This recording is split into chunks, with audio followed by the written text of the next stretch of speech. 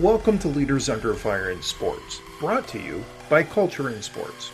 This is where leadership decisions, organizational culture, media pressure, and legal realities collide. Your hosts are legal expert Bob Boland, myself, crisis communication specialist Jeff Chatterton, and with leadership and culture expert Dr. Jeremy Piasecki. Together with our special guests, we break down the moments that put sports leaders under the microscope and what it really takes to respond with integrity, accountability, and impact. This is the Leaders Under Fire in Sports. Hi, I'm Bob Boland. This is the Leaders Under Fire podcast. I'm joined by my good friend Ken Belson. Ken covers the NFL and business topics in sports for the New York Times. He's done that for a number of years. We won't date him in that way, but Ken is the author of a exciting book, Every Day is Sunday, that kind of looks at 30 years of the NFL through his eyes and the business at the end of it. And I can't think of anybody who's seen more leaders under fire than the largest sports business in America. So thanks for joining me, Ken, and a pleasure to have you. Thanks, Bob. It's been 15 years that I've been covering this, and even longer as a fan. You take a little bit back before you started, though, to begin. Yeah, I was lucky to spend about 10, 12 hours with Paul Tagliabue, who really is the jumping off point for the book, because he, I guess, created what we think of as the modern NFL. He and Dan Rooney and Gene Upshaw, the union chief back then, revenue sharing system basically that we now take for granted is really their brainchild. And it really sort of charts that period of time from the collective bargaining agreements in the early part of the late part of the 1990s, early part of the 21st century up till now, and with the NFL even growing as a bigger colossus every year. Yeah, it's interesting. When I did the math, when Paul Tagliabue took over in 1989 until the time he retired in 2006, the NFL doubled its revenue from $4 to $8 billion, which is a pretty good track record. Roger Goodell since then is on pace to triple it over the same number of 17 years. He's going to make his $25 million by 2027. Is that the goal? Easily. They're already at 23 plus billion, and all they need to do is sign a couple of Netflix deals and an Amazon deal. And I think it's probably important to think that they've stretched out their lead on the other sports too. Yeah, that's right. Back in the day when Tagliabue was there, baseball was very much neck and neck with the NFL. But you know, the NFL was progressive in the sense that they signed more and more exclusive deals, say with Nike instead of Reebok, and that exclusivity comes at a premium. So on the merchandise side, on the sponsorship side, they created more categories. The NBA also did as well, but the NFL, even back then, was the most watched programming in sports, and so they were able to charge more. So yeah, by the time Roger Goodell comes in 2006, they are already ahead above the other leagues, and now they're a head and shoulders above. And the largest sports business entity of the world. Easily. Yeah. And remarkably so, because it hasn't been a placid period for the NFL. In fact, the period that you write about in this book, going back to Tagliabue on up through Goodell in the present moment, has been beset by a lot of, this being leaders under fire, enough existential crises to not shake a stick at, but to think about that. Where do you pick up on those? Where does the first moment of crisis come for the league? How do they address it, and how does that inform how they continue to address things? Well, certainly during Tagliabue's period, they were coming out of an incredibly contentious 1980s. Pete Rozelle retires. Pete Rozelle was not really in charge of labor. You had full-on mutiny with various owners like Al Davis on one end, Hugh Culverhouse. These were really hardline owners who really wanted nothing to do with free agency. It took Paul Tagliabue, who was he was a litigator, and he knew that ultimately you come to a settlement. It's mutually assured destruction of just keep suing each other. So I think Tagliabue, although of course he fought the union hard in court, when the Judge Doty in Minnesota eventually rules in favor, and the jury rules in favor of the players, Tagliabue reads the room and says, let's cut a deal. This is going to cost us a lot more if we keep fighting it. Let's move forward. And that kind of leadership was important. He also, one of the first things he did, in fact, when he spoke to the owners in his pitch to get hired, said, if I get hired, I want to be in charge of labor negotiation. I want to be in the room. And that was a big sort of cultural shift within the NFL, taking some of that power away. So his leadership was sort of visionary in the sense that he was more of a conciliatory figure, and worked with Dan Rooney hand in glove. They talked all the time. Gene Upshaw, Gene Upshaw and Paul Tagliabue were accused by both sides of being too friendly. Well, I have not unfortunately interviewed Gene Upshaw. He's gone, but Paul said, no, we were friendly in the sense we had to work with each other. And we did eat in each other's homes on occasion, but we weren't friends in the sense of we weren't on the same side. They knew that in that context.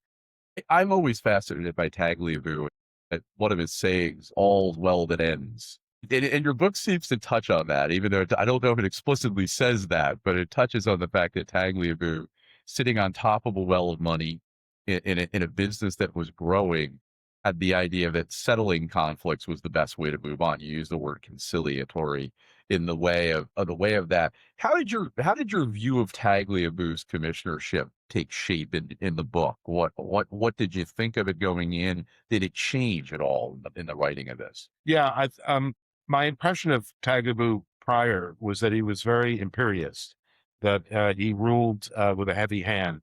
And in fact, he was the smartest man in most rooms he went into, but he also knew what he didn't know. And quite a few former NFL executives told me that they were surprised that he would ask what would be embarrassing questions to some people, and so he would try and be to figure out what he didn't know. And he was, of course, a very quick study. I think where he came off as imperious was that he would take the PowerPoint presentations or whatever the version was back in the 90s, and he would absorb them and then present them as his own.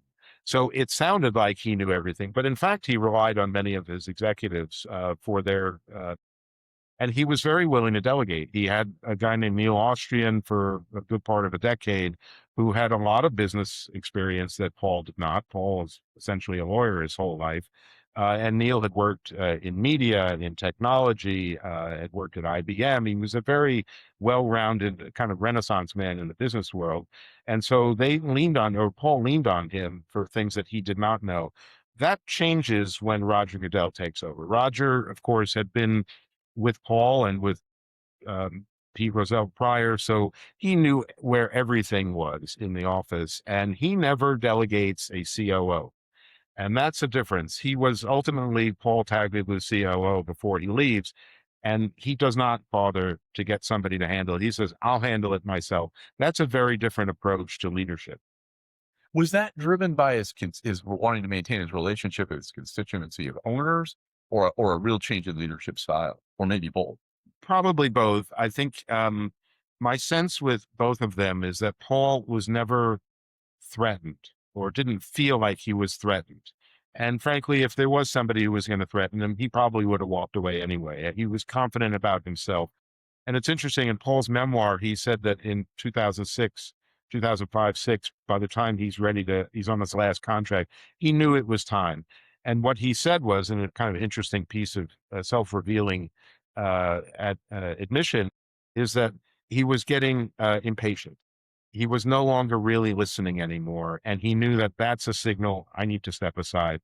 That takes a lot of confidence also. Roger, I think, has felt like he needs to maintain the top dog status, and has, for lack of a better word, felt threatened by others. And so he has marginalized people who could have been threats to his leadership. That's a fascinating take. You write about so many incredible incidents in this, and my only wish, and you probably could tell me in a second, it could be longer. But sometimes as an author, you can't deal with that, right? If you want people to buy it, carry it around, and deal with that. Yeah, I mean, this is just sort of a writing style, but you don't want it to be homework. And yes, there were anecdotes that I didn't include. I also knew that I would be coming on podcasts like yours, and I could share some of them. And then, you have to understand that the book is pitched at people in the sports industry, but also, your best friend who knows a little bit about the. So, yeah, I tried to keep it moving. There were also, frankly, a lot of things to cover, from the labor negotiations, the media, all the way through to gambling and the Super Bowl and relocation and labor fights, antitrust suits.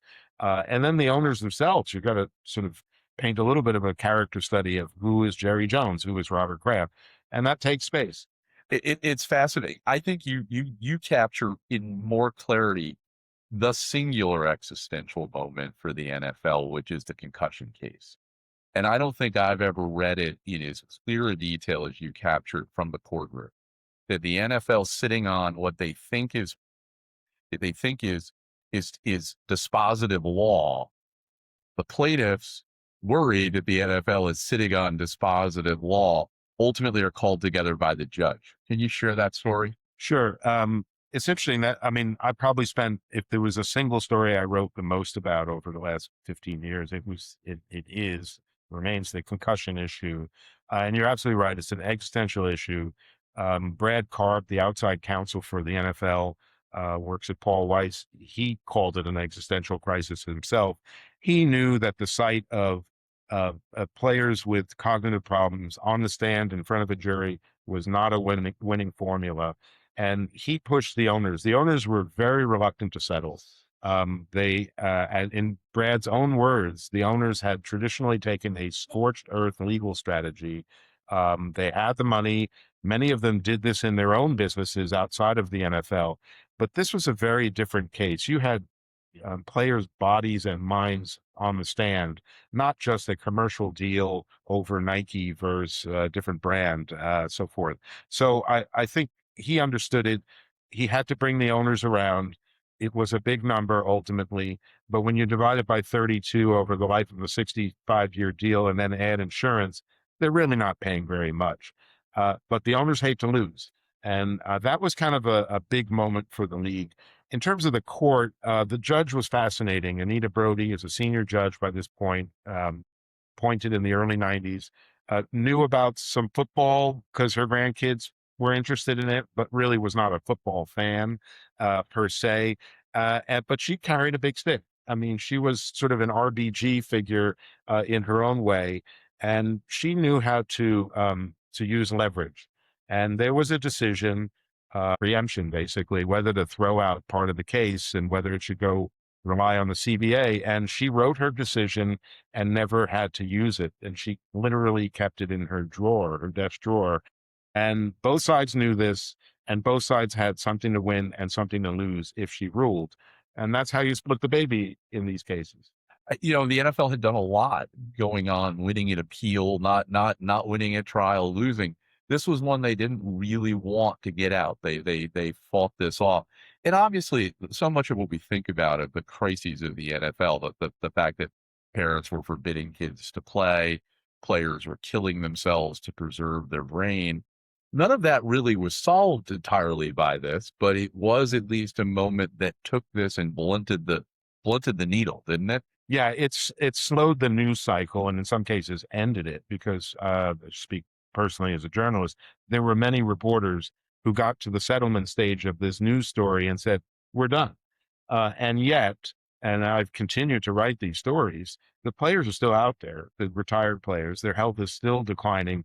It's often their wives and families that have to pick up and take care of them. There are more benefits than there were, but at the end of the day, you can't replace a mind.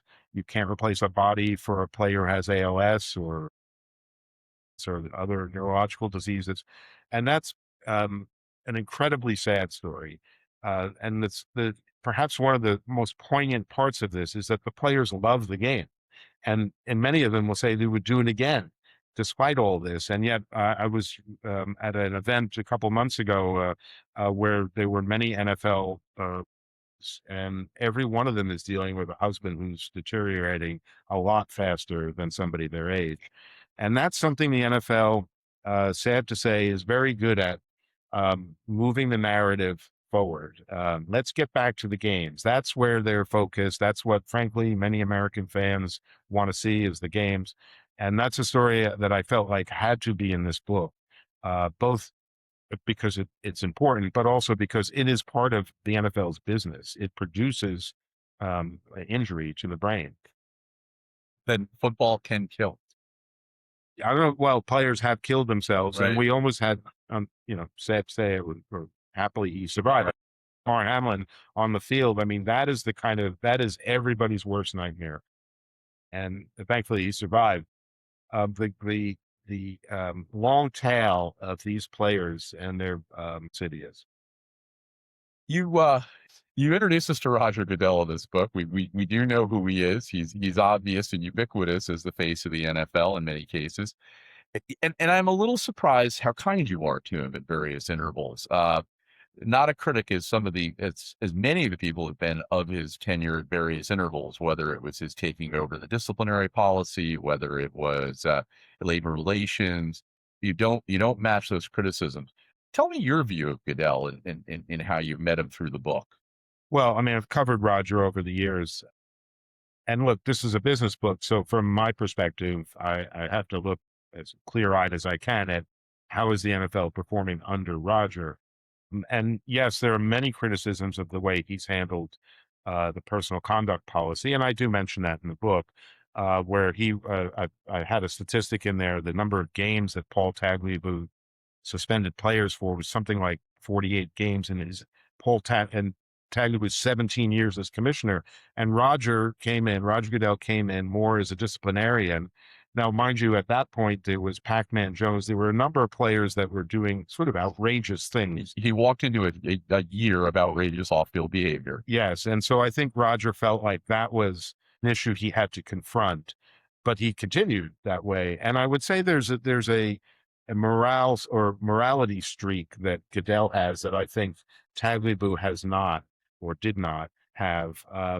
Tagliabue might have been offended by some of this behavior, but also understood in the bigger picture. Roger put himself out there as the sheriff, as the jury and the judge, and frankly paid a price for it. He's personalized himself into this, and a lot of his problems are his overreaches in many ways. Yeah, and frankly, the moment in which Roger Goodell is at his most vulnerable as commissioner is the Ray Rice scandal, when he only suspended Ray Rice for 2 games for punching his wife and knocking her out in an elevator, and issued a mea culpa before the second video, the much more damaging video came out. It was published by TMZ, that really set off a national conversation about abuse of women and so forth. And Roger was really flat-footed. If there was one news conference I watched in all the years I saw him, it was that first news conference 2 weeks after that second video came out at the Sheraton in Midtown. And Roger was completely on his heels. And owners have said they questioned his leadership at that point. They never went so far as to take a vote. But had he not sort of righted the ship at that moment, he might not have survived another contract. You mentioned the O word, the owners, who are main characters in this book. It's a business book. Who was the most interesting for you? Well, Jerry always gets top billing. He's colorful. He's unvarnished. He's funny. He's got a twinkle in his eye. He's creative. He's also can be a bit of a curmudgeon. He's a devious, all elbows kind of guy. And yet he knows how to charm people. And I do portray him and Robert Kraft as sort of 2 most powerful owners in the league. The contrast between them. Jerry has a million ideas and he's constantly talking about them, experimenting. He's on the phone, thinking things through, and people have to rein him in. Robert Kraft is a very different character. He listens to all these ideas and then tries to think of a practical way to merge a few of them into a hybrid solution. And so they, in a way, complement each other. They're also intensely competitive. And researching, they both came from very similar backgrounds in a weird way. Jerry, obviously from the South, and Robert from the Northeast, but they both had dads who were entrepreneurs, struggled for a while, grew up in sort of modest surroundings, kind of self-made businessmen, and both have very broad portfolios of companies. But there is nothing that Jerry can't get except that Super Bowl, that next Super Bowl. And so he has in many ways Kraft envy, because Robert made it to the Super Bowl. Patriots made it to the Super Bowl 9 times with Belichick. And that's an unbelievable record. Interestingly, Jerry is also the GM. That's it takes a lot of hubris to continue to be the GM 35, 40 years into this. Robert has said and says in the book, the key moment for him was stepping aside and not personalizing player contracts like the one he did with Drew Bledsoe. Robert, of course, still tinkers and weighs in on things, but was not involved in contracts the way he used to be. It's interesting. Both have fascinating stories getting into the league, fascinating stories building their wealth to get it. I'm always fascinated by Jones's turn of the phrase, dancing with the devil, to leverage himself into a league he probably shouldn't have been able to do. Yeah, in today's world, he probably wouldn't have been approved. He did, he took on a lot of debt. Probably 50% of his team value, purchased more than that, was leveraged.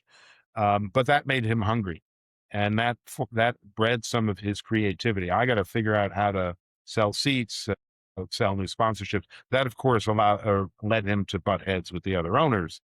Suddenly, he realized he had the pouring rights in Old Texas Stadium. Well, I could sell that. Anything not nailed down, he could sell. He was going to have to sell it. Yeah. I laugh at, much like George Steinbrenner in baseball, that every owner is going to come to his funeral and kick his casket to make sure he's really gone. He's really the owner that taught the other owners that they had to monetize everything about this sport. Yes, and some of them kicking and screaming. There's a pivotal figure in the middle of all this is Carmen Policy, was the longtime president of the San Francisco 49ers during their heyday. And he was a great voice in the book because he both admired and couldn't stand both of the Kraft and Jerry, and had, fights with both of them. But frankly, look, the Niners were one of those teams that really suffered when free agency came in, because they and Washington and to a certain degree Dallas had dynasties. They were a dynasty being broken up. And so Carmen, was rightly defensive, or not rightly, but was defensive about that.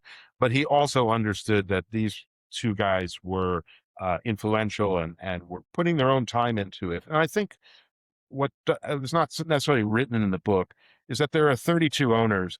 Most of the owners are only mildly involved in the day-to-day of the league. There's roughly 10 owners out of the 32 that really roll up their sleeves and take time away from their other businesses and are really putting themselves out there on behalf of the league. Kraft and Jones obviously are two of them. Many of the owners are actually just sort of go-along guys. I say mostly guys. They're second, third, even fourth generation owners who aren't necessarily flying all over the country to do work for the NFL. They'll certainly represent their teams. I'm thinking also of Jerry Richardson, now gone.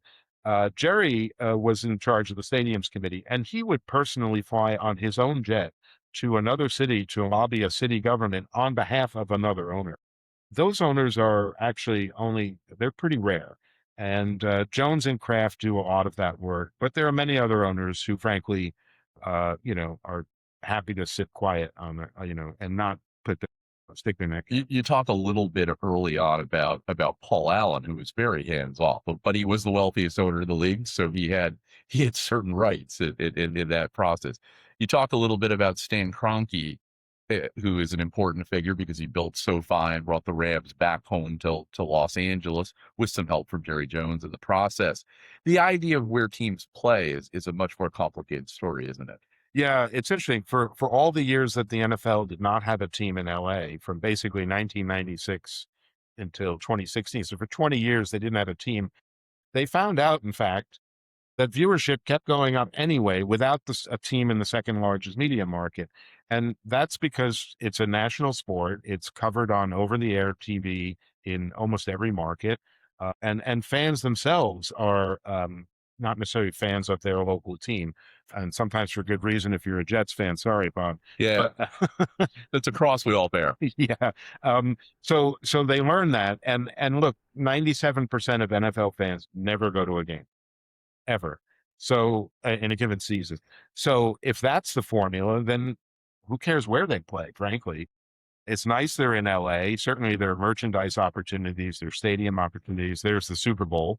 They're not going to play a Super Bowl in San Diego ever again because they don't have a team there.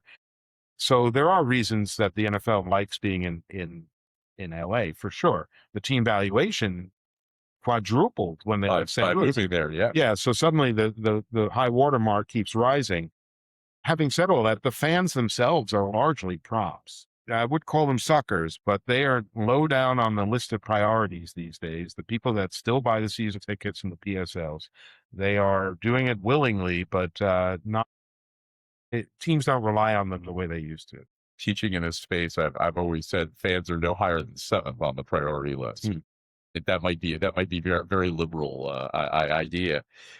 You bring up so many great topics. This is an amazing book. I really couldn't put it down, and I like it so much I'm going to require it in my labor law class on sports next year. It's Seton Hall Law. But what part of it that you wrote, a character that we haven't talked about, or a character that we mentioned only in passing, speaks the most to you as to the league, where it's been and where it's going? Interestingly, Dan Rooney was a figure who I got to know a little bit towards the end of his life. He had already come back from Ireland, where he was the ambassador during the first Obama administration. And his last 3-4 years, he was sort of emeritus. But I sat and talked with Dan a few times. And of course, I listened to him in the occasions when he spoke. But there probably was no better broker, middleman, and fully genuine. Like, he did not have, he wasn't conniving. He really wanted the league to get its act together, and he had to corral people that really didn't want to be corralled. The Hugh Culverhouses I mentioned, the Mike Browns from Cincinnati, these really kind of hardcore traditionalists. And I think everybody he was the sort of Switzerland of owners, and very authentic. And I think he really spoke to me. I read his memoir. Frankly, I wrote his obituary. I got to know him a little bit, but he was kind of a seminal figure that doesn't get the credit he probably deserves. You write about a pretty rough moment between he and Culverhouse, don't you? Or did the book? You're talking about with Art Modell. Modell and Culverhouse. Yeah, they called him the bloody man. There's, it's funny, the owners, and probably many more anecdotes I couldn't put in, but there is a moment where our friend Frank Hawkins has this great anecdote where he was making a presentation about the debt levels, and he created a bar chart with all the different teams, and it just so happened that Washington was in the middle of this bar chart and had the highest level of debt. And Dan Rooney came over to Frank afterwards and said, "Thanks for giving the middle finger to Washington." Well, we didn't talk about it because the owners cast him off recently. But if owners have done most everything right or many things right, Daniel Snyder certainly did most of them wrong, it sounds like. Yeah, he went out in a blaze of glory, so to speak. And one of the things I note is that, Dan Snyder proves that the owners aren't the best judges of character, because they brought him in the first place. There's a moment when his first bid to buy the team with a guy named Howard Milstein, a kind of dubious real estate guy from New York, they're meeting with the NFL, and Jim Irsay says, "I've heard you're a litigious a-hole. I'm not sure we can say this on this podcast. Do you promise not to be? Do you promise not to sue us if you become owner?" And Dan Snyder did the Boy Scout pledge, and Howard Milstein couldn't give a straight answer. Howard was replaced by Fred Zuckerman. So, in the end, Snyder gets in, and frankly started pissing people off from the moment he took over. Did very few things right in that period of time. Took a franchise that was beloved with market dominance and turned it into an afterthought. Yeah. And for example, he charged the Baltimore Ravens to park their team bus. He charged fans for attending open practices during training camp, something that had not been done. Although it should be noted that other teams quickly followed that practice. Yes. He also said, I believe it's in the book, where he could not understand why the owners were only asking for so much money from the networks. Like, we got them over a barrel. Let's really take as much as we can. And the owners, to their credit, says you can't have everything all at once because they'll go out of business, and we still need them. So we are ultimately partners with them. So if Robert Kraft wanted to double it, Snyder would want to triple it. And that kind of sort of outright greed, even for the NFL, was a little bit beyond the pale. Was unbecoming even to the NFL. Now, he left with a $5 million going away present. Yes. We should not fear. We should not fear for him, and now lives in London where the martinis are good. Ken, this is an amazing book. I'm so proud that I got to see an advance copy of it. So happy that you've written this, and only can say that I want to see the sixth, seventh, and eighth volumes of it in variety of ways. Where do you see the future of the NFL going forward, at least in the near term? Yeah, I think streaming is going to really change how we interact with the NFL. As old folks like you and me, you know, keep getting older, I think younger fans are going to interact differently with the NFL. They already are, frankly. Rich Luker, a great sociologist, pointed out to me that really fandom changed in 2007 when really the first smartphone came in. And it was at that point that you no longer had to go to a computer on a desk to check your fantasy scores or some obscure fact or statistic. And that actually changed fandom because now you can take your phone everywhere. And this is, of course, a broader social change. But no longer did you need to root for the hometown team. You rooted for your fantasy team, and that could be a collection of players anywhere. We already kind of see this with the NBA, but it's becoming more prevalent with the NFL now. So streaming is only going to fracture that fandom further. And I think it's going to, frankly, change even more with gambling too, as people put money on points and not even players anymore. We're going to see a big change in that. The NFL is very deliberative in all this. I will say, even streaming, you may recall back in 2015, their first streaming experiment was on Twitter. Then they experimented with Yahoo. I mean, by the time they get to Peacock and Paramount and Netflix, they've tried 6 or 7 iterations. The NFL, despite having a kind of progressive or a notion that they might be progressive, is very deliberative and conservative in how they approach things so that they get it right. And as Brian Rolap, the now former head of media at the NFL, would say, is you don't want the streaming signal to go dead when there's a game-winning field goal on the line. So we better put a quality product out there. And I do give the NFL kudos for trying to do that, making sure it is solid. Now there's always problems, but they do try and head them off in advance. That's amazing.